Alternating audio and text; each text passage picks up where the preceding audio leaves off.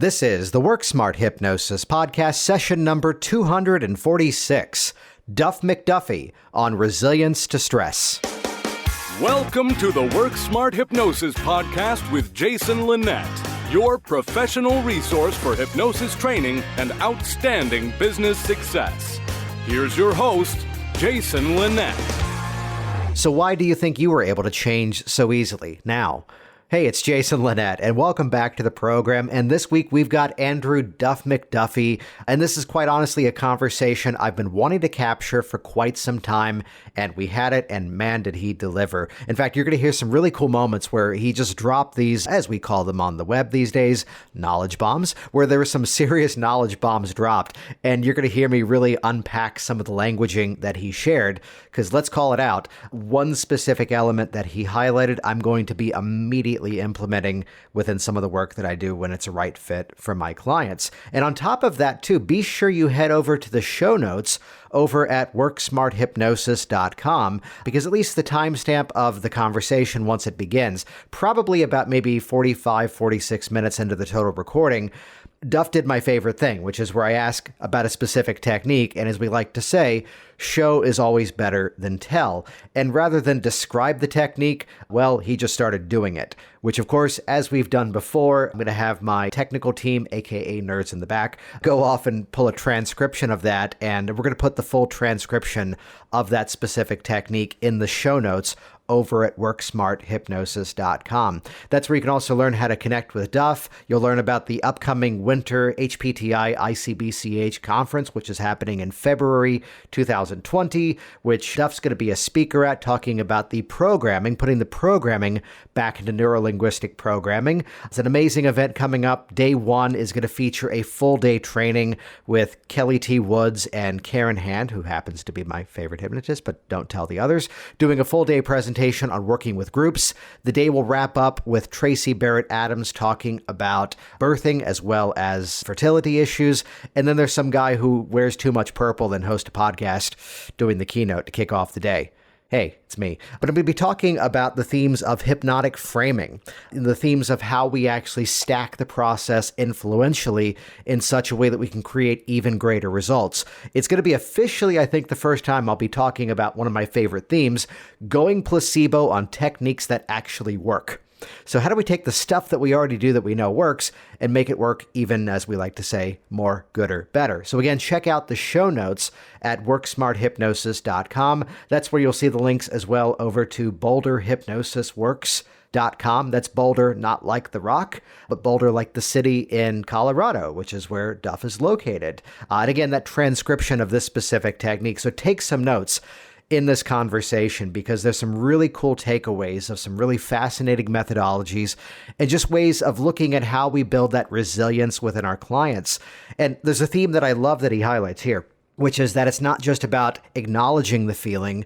It's not just about understanding the feeling. Of course, it's also about then getting that foot in the door, as we both agree, to then change that reaction and get things in motion. And plus, a really cool conversation about when it's appropriate to sort of become that ongoing resource for your clients. So this kind of fits into my favorite theme of we basically had a good 3-hour conversation in about maybe 46 or 47 minutes. So there's a lot of great information here as well. So again, check out the show notes at worksmarthypnosis.com. And while you're there too, head over to hypnoticbusinesssystems.com. There's no need to reinvent the wheel when it's time to grow your thriving, successful hypnosis business. So we briefly talk about client intake, client feedback strategies. That's fully detailed in Hypnotic Business Systems, plus all the various booking strategies that I've used over the years to build a thriving hypnotic practice, which now has reach all around the world. Check that out. Get the all access pass over at hypnoticbusinesssystems.com. And with that, let's jump directly into this phenomenal conversation. Here we go. Episode number 246. Use those muscles. Duff McDuffie on resilience to stress. So I think the first time I was even aware of hypnosis as a thing that human beings could do was in college. A friend of mine gave me a book on self-hypnosis that he got from his dad. It must have been from the 50s or 60s. I don't even remember what it was called anymore. I wish I could find it. but it was all about guiding yourself into a relaxed state of trance. And I thought that was pretty intriguing. So I tried some of the exercises, and honestly, I couldn't quite get them to work. I could only get them to work a tiny bit. And some of the first things this author recommended was to put your body to sleep. And I was like, how do you do that? So I was experimenting with things. And I couldn't get my whole body to go to sleep. So I started experimenting with just my feet and trying to put my feet to sleep. And I used a kind of dark visualization. I don't do this with my clients nowadays, but it worked for me at the time. I imagined what would it feel like if I just was actually dead, and I didn't have to move my body. I didn't have to tense any of my muscles in my body because, I just didn't have to do that anymore. And for some reason, that was the key thing that actually started to work for me to put me into a relaxed state of trance. And that was some of the first experience I had.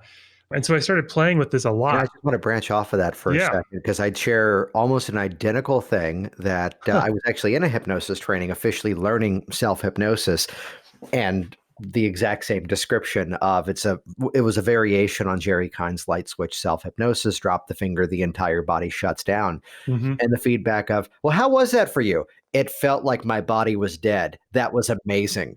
Followed by them, of course, going, yeah, don't say it that way to your clients. Yeah, I've never done that with my clients, but for some reason it worked for me. This opens up two-side dialogues, which is that we can claim the seemingly, quote, negative language for ourselves if it serves us. Yeah. I had a guy one time go, I want to become appropriately obsessed with this. Like, okay, yeah, we can work with that. Sure. But also the difficulty of, learning self-hypnosis, learning some of these things from a book. So before we really get into everything else here, how does that translate over to nowadays? You've got someone in front of you and you're going to teach them something. Does that inform how you kind of bridge that connection, how you perhaps demonstrate the process with them? Well, I learned a lot since then, so I have a lot more tools than I did, when I first came across that book. But, even just the idea of dead weight, sometimes people say that, and, some hypnotists are like, oh, don't say that. You're saying the word dead. Mm-hmm. But sometimes I'll throw that in there, and I'll explore and experiment to find out what works best for the individual I'm working with. I think that's the real thing I took away from that. And also, I was an especially difficult client. So I like to keep that in mind when I'm working with challenging people, is that there's always a way to get there. But at first, it might be tricky to sort through for certain people. The vast majority of people, I do a standard induction or a standard process, and they have a great experience. But there are, maybe 10 or 20% of people who are challenging and need some more sorting. And I was definitely one of those people too. Yeah. Yeah. So then what was that next step of kind of formalizing that training, looking for more information? Well, a lot of what I did at first was very informal. So growing up, I had a lot of my own issues. I think that's sometimes why people get into this field. I grew up what they at the time we'd call shy, but now we'd call autism spectrum, generalized anxiety, social anxiety, sensory processing disorder, all sorts of things that sort of cluster together. So growing up, I had a few friends, but I didn't have a ton of friends. And the world just sort of felt overwhelming to me, which is a typical description that people on the autism spectrum often give. That loud noises, touch, food, taste kind of strange. So I was a picky eater. All these things sort of cluster together to make the world a little overwhelming, actually very overwhelming for me, to the point where I would often withdraw, had a hard time holding eye contact, and on and on.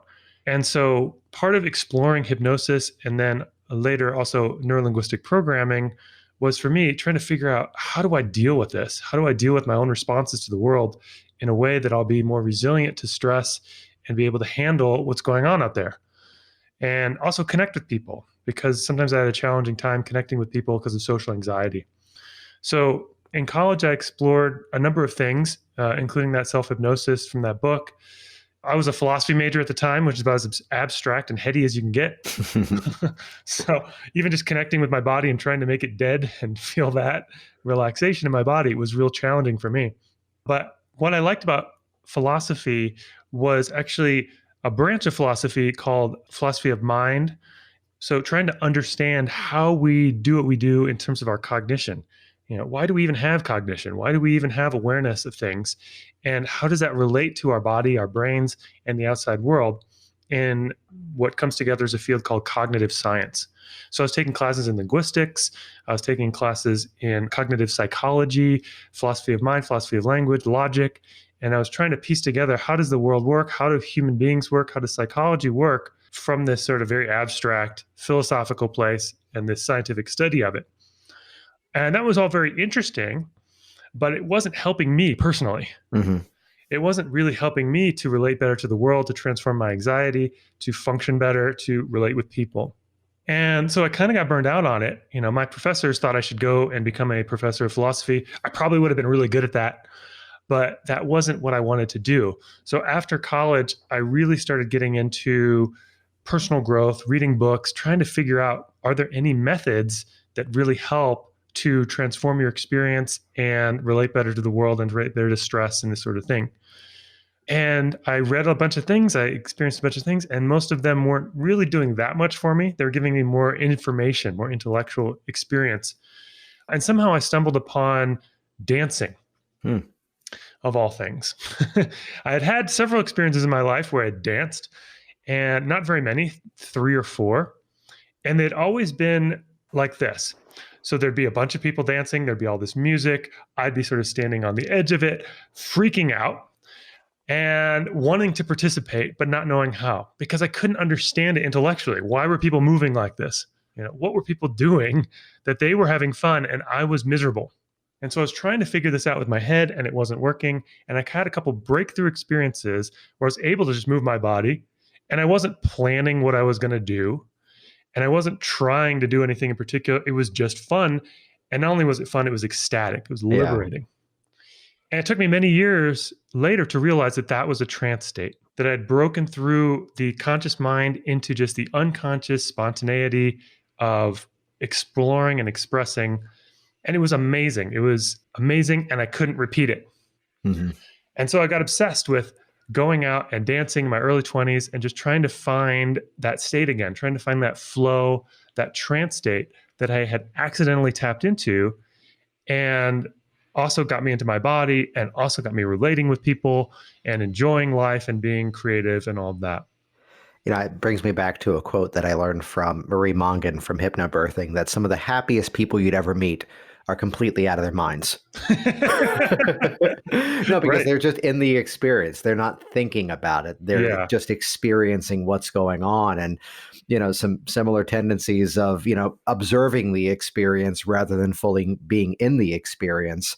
Right. Have you developed strategies over the years to be able to get close to that? Absolutely. Yeah. Now that experience is very close. You know, it took a while for me to get out of my planning mind, my conscious mind, and operating from that mode 24/7 into being able to just express and be spontaneous. In fact, even doing a podcast interview like this would have absolutely terrified me many years ago.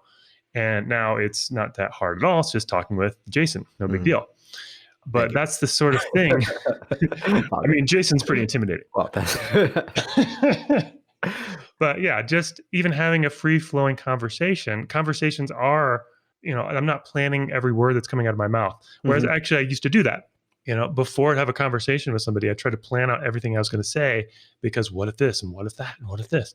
And that was sort of the essence of the social anxiety, is trying to have everything controlled and planned in advance, which doesn't work. That's not how we live our lives. You know, as hypnotists, we know that we live better when we're, you know, living from the wisdom of our unconscious mind, and we're able to be spontaneous and present in the moment. But it took me a long time to get there. So I like to help other people to get there quicker, so it's not as painful. Yeah, I was about to ask how this has come up in terms of working with clients where these are common issues that we often hear, that expectation of I'm going to be able to have control over this situation, which, well, comfortably, we don't really have control over much. Yeah. We may have the perception that we do, but again, no. Yeah, I really am influenced by the Stoics, the philosophers of ancient Rome and Greece. And there's this one Stoic named Epictetus who was a slave, and then he was freed and became a teacher of Stoicism. And he has this very simple saying: some things are within our power while others are not. The basic idea got translated into the Serenity Prayer, which is how most people know it now. You know, that bit about accepting the things you can't change, the courage to change the things you can, the wisdom to know the difference. And it's such a basic fundamental concept, but obviously easier said than done. Mm-hmm. So I think a lot of what we're doing as hypnotists and a lot of what I do in my work is actually just trying to help people make that distinction and accept those things that are outside of their power and change those things that are in their power. And one of the interesting things I think about hypnosis and NLP is there's actually a lot more in our power than we realize, because a lot of the things that are automatic, the automatic feelings, thoughts, and behaviors, they're not directly in our conscious control, but through hypnotic processes or NLP techniques, we can transform the things at the unconscious level or influence them so that they start going in different ways automatically. Yeah, I mean, you've shared some really outstanding personal insights towards that. Is there a story of working with a client and somehow the result that they got that best illustrates that? Yeah, there's a lot of stories of clients, but I'll tell one that I worked with recently that's just very simple. It works for a nice story. So I had someone come in, and this person was actually struggling with an unusual problem, which is that they had not been super successful in their career before, but suddenly they're getting a lot of attention, a lot of success, and getting overwhelmed by all that attention and success, such that they were not checking their emails or text messages and mail and not getting back to stuff for weeks and months at a time. And that was not so good. So we worked with that. We worked with actually a method that I've developed I call the rapid centering technique. And it involves transforming the feelings and shrinking them down, bringing them into your center in your body, in your lower belly, and digesting them fully. Nice. So you can reuse that energy throughout your body. Very simple, very elegant. And there happened to be layers upon layers of things. So it wasn't just like an anxiety about getting back to it, or, I don't remember all the specific things, but there was like, something about like, oh, people are trying to control me in my time. And, and this person was pretty surprised that that was coming up. They didn't think that was even there, but we transformed layer after layer. And by the end, they felt very neutral. I asked them, do you want to feel neutral towards these things? And they said, oh, well, actually, I'd like to have some motivation to do them. So we added in some motivation with some simple anchoring, brought up what that would be like to be motivated in another context, borrowed it, and put it in that context of checking emails and text messages and getting back. And then we also create a practical strategy because this person was very time limited and they needed to plan when they were going to do that. So we created a strategy for when exactly to do that. And afterwards they said, oh, it's totally cleared up. Now, not everything works in one session that way. I wish it did. But that was a particularly successful session that was very straightforward. And that's what I found is so great about these tools.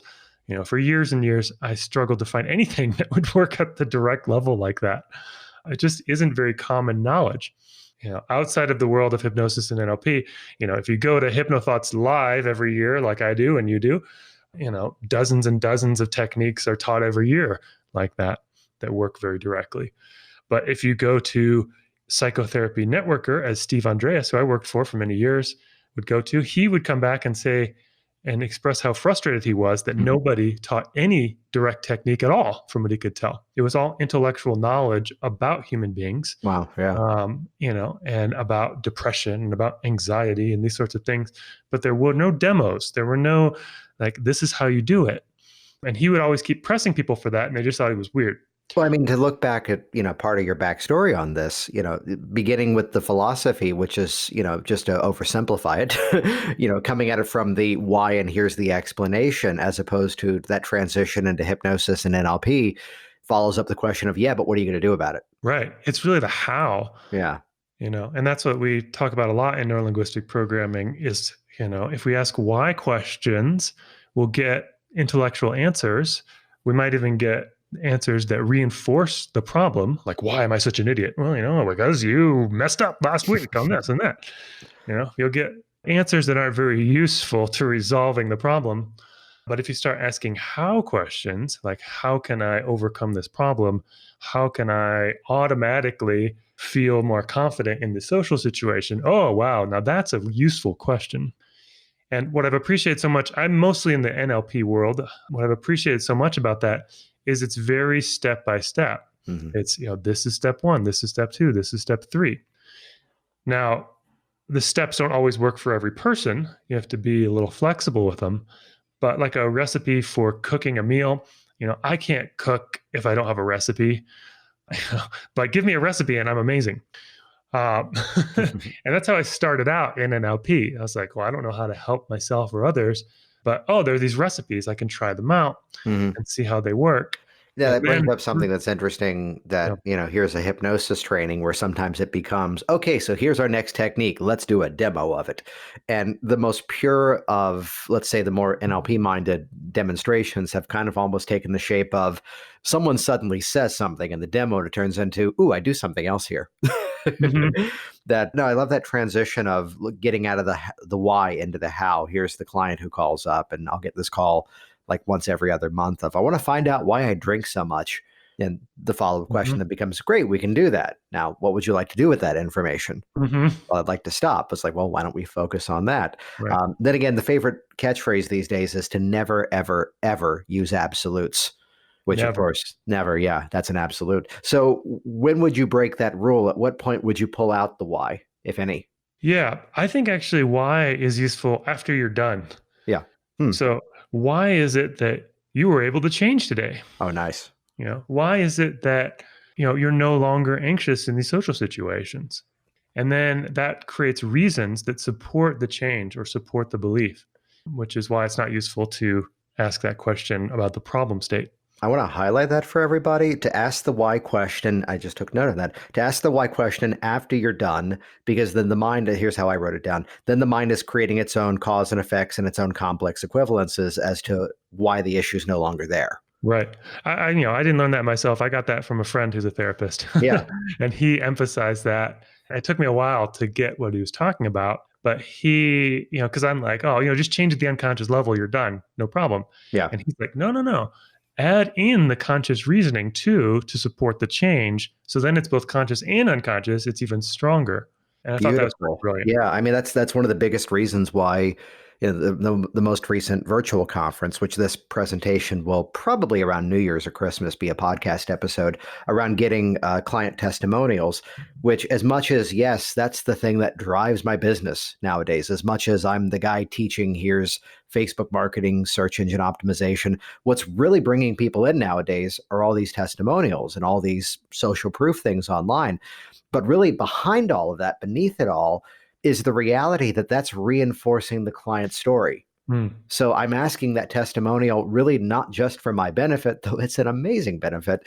It's really because now they're getting to tell a different story as to the one they felt they were stuck inside of. Right. You know, And I think that's important because if yeah, that story doesn't change too, they might get the change at the unconscious level at first, but they might revert back because they have this other story about who they are and what they've always been. And if that doesn't also shift, then it can sort of interfere with the change. yeah.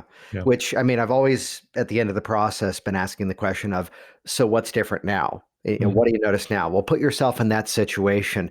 But to throw in that kicker, I want everyone to hear this is something I'm putting into use right away. Thanks, Duff.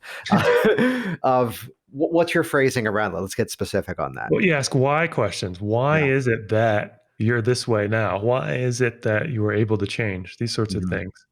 Nice. Nice. Which I know one of the themes that I've heard you talk about before is that of resilience to stress, which just to kick that off, that's kind of building that presupposition that yes, there is going to be stress, but Mhm. it's the reaction to it is what we're really addressing. Right. Yeah. And whenever we're talking about stress, we really need to divide it into two things: the stressor, the external thing, and the stress response, which is internal. And of course, even in cognitive behavioral therapy, they talk about how the response is optional. And that's the Mhm. same thing in Stoicism. The external thing is not in your power. The internal thing technically is, even though you might not be in your conscious control right now. The stress response is, of course, generated by the autonomic nervous system.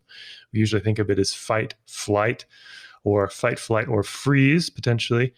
So it's an automatic response. It's not in your conscious control. But one of the things we do in hypnosis and NLP is influence those things that are not in our conscious control, that are controlled by our unconscious mind or our body through various methods. So we can take control of those things or influence them in ways that are more useful.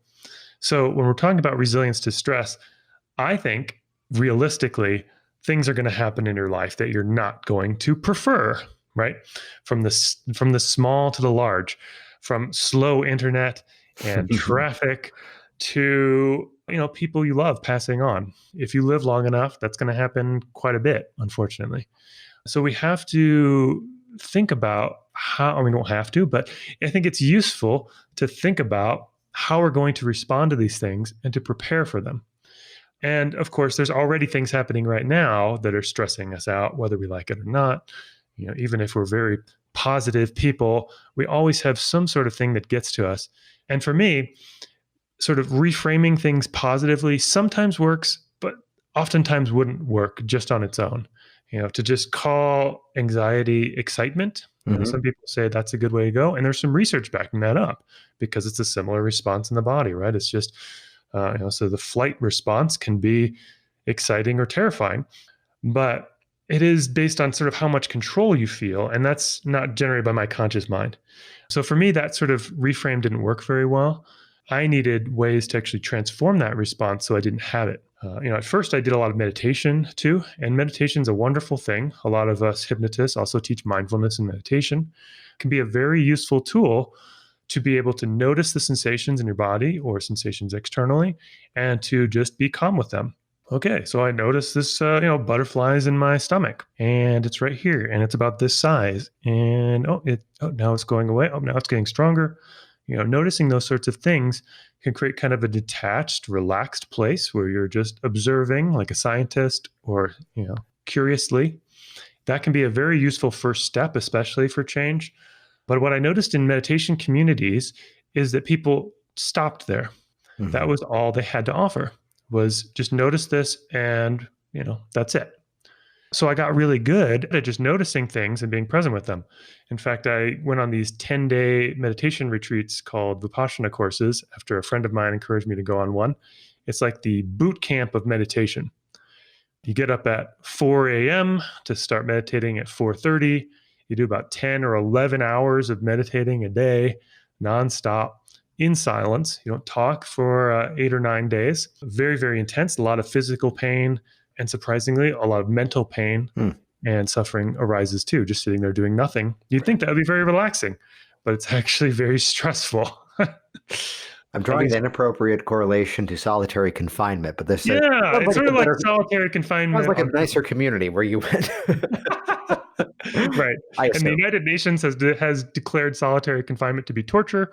So it's not too far off. Yeah. But since you choose it, it's of course quite different.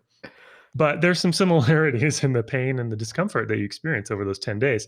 But there's also bliss and transformation, and there's all sorts of things happening. And that was another way I got into my body and got into my experience.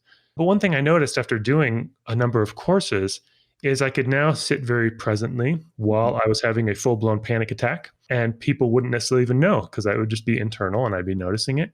And so I'd be very, very anxious, but I'd also have equanimity, sort of meta to that anxiety, so I could notice it, but it was still very uncomfortable, right? Better to not have anxiety than to be very present with it. And so I kept searching for tools. Let me pause you there for a moment, because that does at least get that foot in the door that, the catchphrase of I'm not my thoughts, or just my body is having anxiety in it right now, just that simple moment of dissociating out of it, that, this is often where that client is coming in, that this perception that, now that I'm noticing this thing, I don't have control over it. But something shifts. There's an interview. We probably can't link to it because I don't think it's still available widely out there. But it was back when Robin Williams was on the Mark Maron WTF podcast, which is this amazing conversation to listen to. Because basically for an hour, Robin Williams didn't do any characters. There were no bits. They just had a conversation, which there's not many appearances where he did that. And he told the story of one of the times that he had relapsed. And basically what got him out of it was something similar to that, to be able to sit down and go, okay, well, I'm anxious right now because here's what's going on. Here's what's bothering me. And here's what I can actually do about it. Okay, well, I'm stressed right now because I'm shooting a movie I don't want to be shooting. I needed the money. And this is where I am right now. Mm-hmm. Okay. And that's an excellent first step, I think. I'm not knocking mindfulness or stepping back from your experience, observer position, as we say in NLP, or dissociation, but dissociation has negative terms in psychology, but whatever. Yeah. Which if I may call your next shot, that, that may get that foot in the door. Yet we also, as practitioners, want to get in there and change that thing too. Yeah. Yeah. Sometimes the metaphor I use is imagine you went to a very mindful car mechanic and he opens up the hood very slowly and gently and observes exactly what's happening and says, "We know exactly what's happening with your car. The carburetor has stopped functioning." hmm That'll be $900. That'll be $900. Yeah. No, I want my car to be fixed. I want to drive it somewhere, right? I want to use it. And so, again, going back to this Stoic idea or the serenity prayer, the wisdom to know the difference between what I can change and what I can't. So I think sometimes in meditation communities and in mindfulness, the wisdom is lacking. We have the awareness, but we don't necessarily know, okay, when should we act and when shouldn't we? And it's not always easy to know, right? Because when things are automatic, when emotions or thoughts or bodily sensations are automatic, is that potentially in our control? And the vast majority of non-hypnotists would say no. Emotions just happen. hmm And that's how we treat them 99% of the time in our daily life. We don't go up to people, and you shouldn't go up to people who are crying and say, "Hey, snap out of it. That's in your control." Yeah. That doesn't work, right? Because it's not in their direct conscious control. It also doesn't help to walk up to them and say, "Hey, use your NLP techniques on that," hmm even if they know them, because in the moment, we don't have access to that either. But we can transform those experiences, those stressful experiences. That's why we start with empathy to create some connection, and then we can use a technique if someone's open to help resolve things. But most of the time, people don't believe that's in our control, so we don't do anything about it. The radical, to me, perspective of hypnosis and neurolinguistic programming is that we can actually influence those things and change them. And over time, especially if we work with them, we can change so many things. It's amazing what we can do. Sometimes very quickly with the right method, and especially with practice over time. Yeah. Yeah. So then putting that in motion. So someone's coming into your space, kind of walk us through what that user experience often becomes. Sure. So, the first thing I do is a free 15-minute phone call, talk with people about what it is that they're looking for, and also a little bit about how I work, emphasizing that I work differently. I emphasize this internal experience. So a lot of the time your eyes are going to be closed. You're going to be having some experience reporting back on it, et cetera. And then asking them what is it they want, really eliciting their basic outcome, NLP, outcome orientation, trying to figure out what is it that you're trying to get out of this so that I don't, solve a problem that they don't even care about, or send them in a direction that they're not interested. And in particular, I like to ask them, what would have to happen, if we work together, you're looking back, what would have to happen for you to feel like, wow, I really got my money's worth? And then they tell me, and then I do that, and then they feel happy. It's a good way of putting it. Yeah. Yeah. And then we work for however many sessions that's required to do that.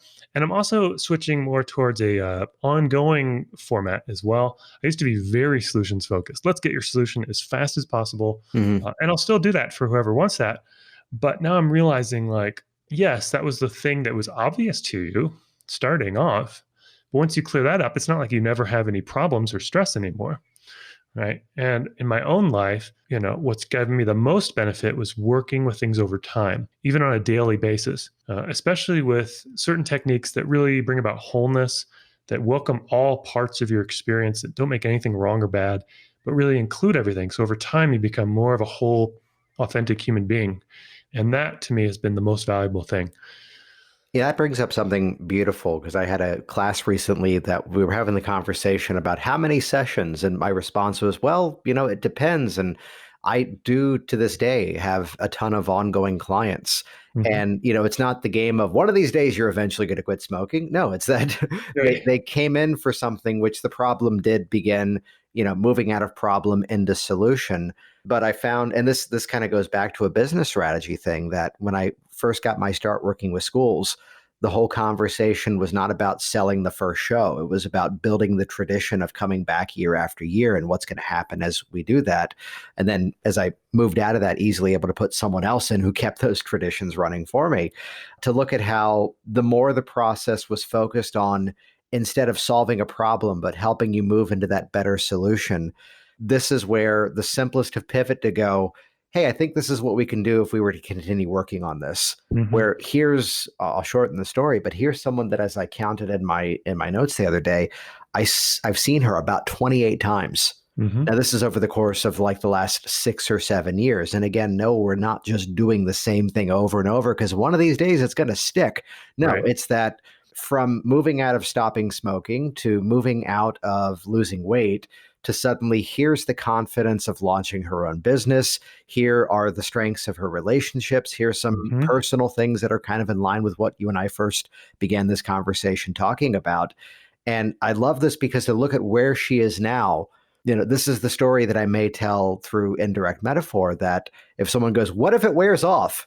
To see that we're no longer working on that smoking thing. It's instead, here's everything she was able to do as a result of not having to do that. And the entire way through, to give this model some defense, would be that, she has found something that worked for her.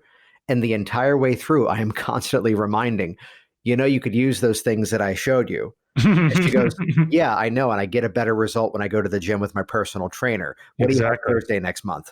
Yeah, that's how I've been, realizing things more and more recently. In my own life, I've often struggled with something that I feel like I don't have sufficient self-discipline. And one of the things I did recently that's actually pretty interesting, I've recommended to other people now, I discovered something called Cave Day. Have you heard of Cave Day, Jason? Oh, I'm excited about it already. Tell me more. So Cave Day, are you familiar at all with the book Deep Work? Yes. Okay, excellent book. It's all about how, in today's society, we are distracted all the time by all the shiny gadgets and all of the things notifying us and a constant information fire hose, that we don't sit down and really focus on difficult, cognitively demanding tasks for long enough to really advance our careers and make a difference. And so his whole thing is about, what models are there out there and how can we create sort of a structure that blocks off time, blocks out distractions so we can focus, regain our ability to focus and develop our careers, do some writing, do some real deep thinking about something and so on. So Cave Day has taken this idea from the book Deep Work, and they started in person in New York and LA, and they have in-person meetings where people come in with their laptops and they have like 3 or 4 hours and you just crank things out. You take little breaks as a group, move around, focus on one thing, have little check-ins to make sure you're still on track and so on. And they also have remote caves now that are on Zoom.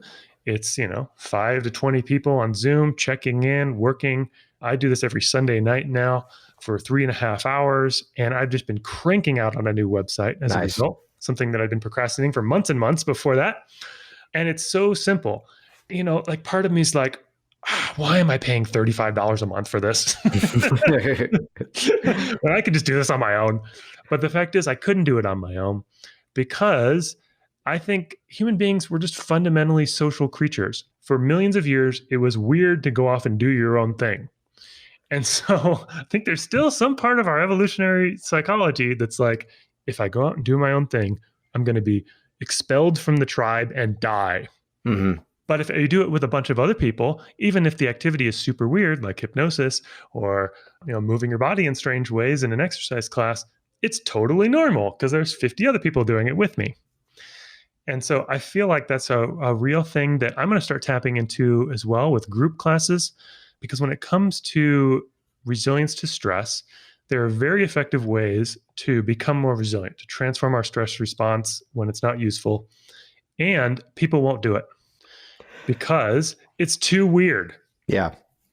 It's too weird to tap on your face at home. It's too weird to close your eyes and imagine strange things happening in your body. But if you're in a room of 20 people, you'll do it because it's normal, because now everyone's doing it. Now, I had flashed to there's basically 3 levels of products.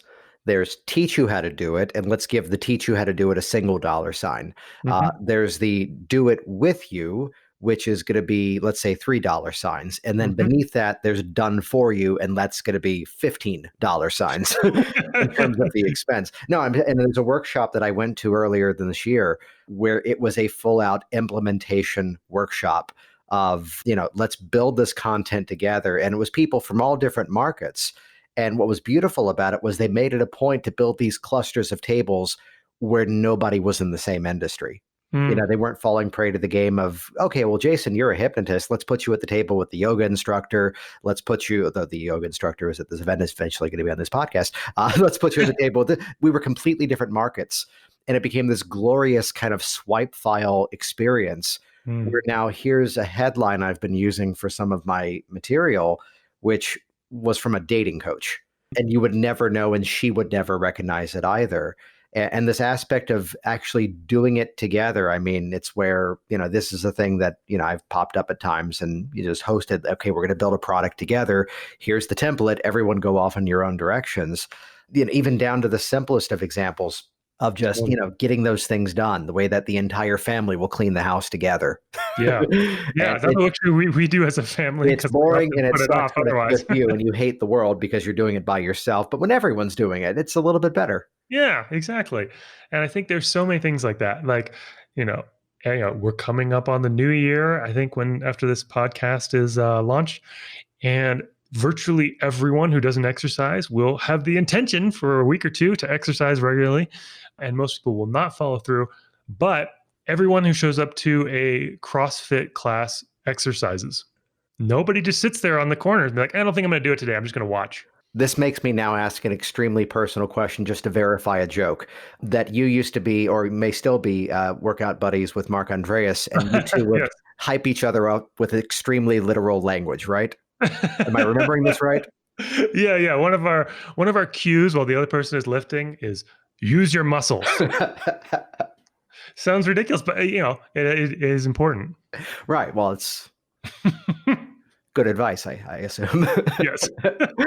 Which somehow, I think when I first read that online a few years back, it locked in my brain. I'm like, all right, use the muscles. Use the muscles. It's so easy to wimp out when you're lifting a heavy weight, I think. Yeah. So let's go back to something that you had hinted at earlier, just to kind of elaborate on this concept of digesting anxiety or digesting the emotional. Yeah. Could you elaborate on that? Sure. Yeah. So there's a very, very basic method. I taught this at HypnoThoughts 2 or 3 years ago now that I developed called the rapid centering technique. And the way I came across this actually was there's a meditation technique from the guy who started Ki Aikido, not regular old Aikido, but a specific branch of Aikido called Ki Aikido. And the Ki is like chi, it's about vital energy, whatever that is. And I don't really know what that is, but there's a subjective experience sometimes that correlates with that. And so the guy who created this Ki Aikido had this meditation technique that involved the lower belly, the very center of the body, where you'd imagine like something shrinking smaller and smaller and smaller into the center of the body. I was like, okay. And I tried it and I was like, I don't really get it. But people are saying it's really great. And I just kept trying it and playing around with it. And eventually I was like, oh, turn into an NLP technique, Duff. Mm-hmm. And so I did that. So it's very simple. You start with a feeling in the body. Well, actually, you start with a scenario. So let's say someone feels anxious in a social situation. So you say, great, think about that social situation and step back into it and see what you see, hear what you hear, and feel what you feel when you're back there now. So what feeling do you feel? And they'll say, oh, anxiety, or whatever the feeling is. And where do you feel that feeling in your body? And then you shut up and you let them answer. Mm-hmm. And they say, in my chest and throat. Okay, great. And how big is it? How far does it extend in the chest and throat? Is it, like a narrow tube, or does it take up your whole chest? And they tell you. And then you say, and what color is it? From up until then, you've been asking sort of things that seem like they're kinesthetic, but actually, when you look back, all of those things could have been visual as well. The location, the size, the shape, and so on, the color. The color is absolutely visual. So some people will be like, huh? What do you mean color? If it had a color, what would it be? Mm-hmm. That sort of classic question. And they tell you. Then you do a very simple visualization. Imagine in front of you is a full-length mirror. You can see yourself in that mirror. You can see your hair, the color of your hair, your face. You can see your shirt, the color of your shirt. And if you look down towards your belly button, below your belly button about 2 inches, and inside your body, at the very center of your body, you can see a tiny little dot, like the size of a grain of sand, no bigger than a grain of sand, in fact. And you can also see that, let's say, red circular shape in your chest over there in the mirror, representing the anxiety. Now, in a moment on the count of 3, what I want you to do is imagine and see in the mirror that red circular shape shrinking and getting smaller and smaller and smaller and smaller and smaller until it fits inside that tiny little dot in the center of your body over there, as if there's a powerful magnet or a black hole sucking it up. On the count of 3, 1, 2, and 3. See it happening in the mirror now. All that energy shrinking down smaller and smaller and smaller and smaller until it's sucked into that tiny little dot in the center of your being and is absorbed within it now. And then you wait to see their face to see if they're processing or if it's happened. And you say, great, now that it's all in your belly, because it's in your belly, you can digest fully all of that energy, eliminating any of it that you no longer need, sending it back, and fully digesting the rest, just like you digest carbohydrates into glucose, digest fats into lipids. You break down proteins into amino acids. You can break down that energy into pure energy and allow it to circulate throughout your body wherever it's needed, trusting the wisdom of your unconscious mind to do that in the right time and the right place. And that's the whole thing. Nice. And then you check in again and see how they're feeling now. Sometimes it's completely gone. Sometimes there's still a little left of the same feeling. Sometimes there's another feeling. It doesn't really matter. You just do the same thing until they feel neutral and calm. And then you can also add in positive feelings with anchoring if you want. Depends on the context. Yeah. And cool if we get that transcribed to put in the show notes over at the website too. Yeah, feel free. Awesome. Yeah, we'll get that. It's a fun little piece. Yeah, we'll get that pulled out as a transcription, and I'll edit out the parts where I go, "Oh, cool." Let that be. That's the most important part, Jason. I know, right? Yeah, it's, you need to have commentary of, "Oh, that's great," inside of the process. Duff, this has been outstanding having you on here, and it's where we've known of each other for many years. I think this is the longest real conversation we've had, and these are the favorite podcasts where we actually just get to, sort of highlight the work that you're doing. What's the best way for people to reach out to you? Yeah, if you go to boulderhypnosisworks.com, that's Boulder, BOULDER, like Boulder, Colorado, boulderhypnosisworks.com. Outstanding. And you're going to be a speaker at the upcoming HPTI Winter Conference too, right? Yeah, I'll be in Las Vegas twice in 2020 for 2 conferences, one in February and one in August. Hot damn. Or really cold damn and then hot damn. Yeah, right. I know the HypnoThoughts presentations haven't yet been announced, but what are you going to be doing at the Winter Conference? At the Winter Conference, I'm going to be teaching on putting the programming back in neurolinguistic programming. Nice. Go ahead and do that whole thing right now. Okay. No, but briefly, what does that entail? The basic idea is, a lot of people, the neurolinguistic programming has sort of 3 words in it. Neuro, referring to the nervous system and brain. Linguistic, referring to language and how we represent things internally. And programming, referring to computer programming. But no one really has updated the computer programming metaphor in neurolinguistic programming since, the 70s or 80s. People have really taken on the neuroscience part, especially Sean Carson, Sarah Carson, and that whole group. The linguistics, Steve Andreas has really taken on in his book, 6 Blind Elephants 1 and 2, which are excellent and very, very geeky if you haven't read those. But nobody's really taken on the programming part as seriously. And I think there's a lot of value in thinking about computer programming and how it relates to how the unconscious mind processes things. So I'm going to make that very simple for you. You're not going to have to learn any programming languages, but it should be very interesting. Awesome. Yeah, we'll put the transcription of that little demo in the show notes over at worksmarthypnosis.com, along with links to your websites too there as well. Before we wrap it up, any final thoughts for the listeners out there? Yes, I do have one final thought, which is if you want to become more resilient to stress, which means being able to bounce back from what happens, not being affected as much by all the craziness in the world, and the world is pretty crazy right now. I think there's one simple key to that, which is, number one, find a technique that really works for you, that actually transforms things at the unconscious level. And then, number 2, do it every day. Just work with it a little bit every day, even if that's 5 to 15 minutes, if it's 30 minutes, whatever you have time for. But if you can work with your own experience a little bit every day, that will make a world of difference over weeks, months, and years' time. Jason Linett here once again, and as always, thank you so much for interacting with this program, for sharing it on your social media streams as a ongoing resource as education in this hypnotic profession, and of course, we love you for going online and leaving outstanding reviews. You can do that either on Facebook, you can do that on the iTunes listing, or just simply share this anywhere you choose. Once again, head over to the show notes at worksmarthypnosis.com, where you can track down this episode. Top left, just type in Duff, and that'll bring you over to the episode that this is associated with. That's where you're going to see how to connect with Duff. That's where you'll see the transcription of the demo that he did in the middle of this conversation. You'll see links to the upcoming ICBCH Winter Hypnosis Conference. It's freezing right now in Virginia. I want to go to Vegas now. That's going to be coming up in February. It's still kind of cold there, but not this cold. That's coming up. All the details are over at worksmarthypnosis.com. And once again, check out hypnoticbusinesssystems.com.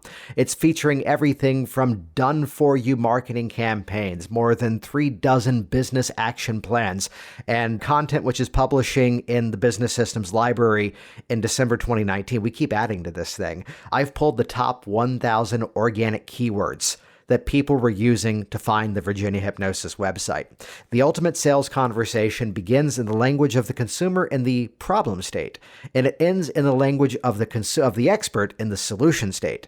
And this is a problem. A lot of hypnotists, too, they try to talk in solution-based outcomes, which that's good, but your client is looking online to solve their problem. So you're going to see exactly what words people are using. We're going to take all the guesswork out of what you do. This resource alone is a business action plan ready to put in motion. Get that along with the hundreds of other hours of content over at hypnoticbusinesssystems.com. We'll see you in Vegas twice coming up in 2020. Thanks for listening. I'll see you soon. Thanks for listening to the Work Smart Hypnosis podcast at worksmarthypnosis.com. Hey there, it's Jason, and I want you to be one of the first to find out as we upload amazing new content. So do this right now. Click the subscribe button right here on this video. That's going to link you to our YouTube channel here, and you will be the first to find out as new resources and downloads are made available. Do it now.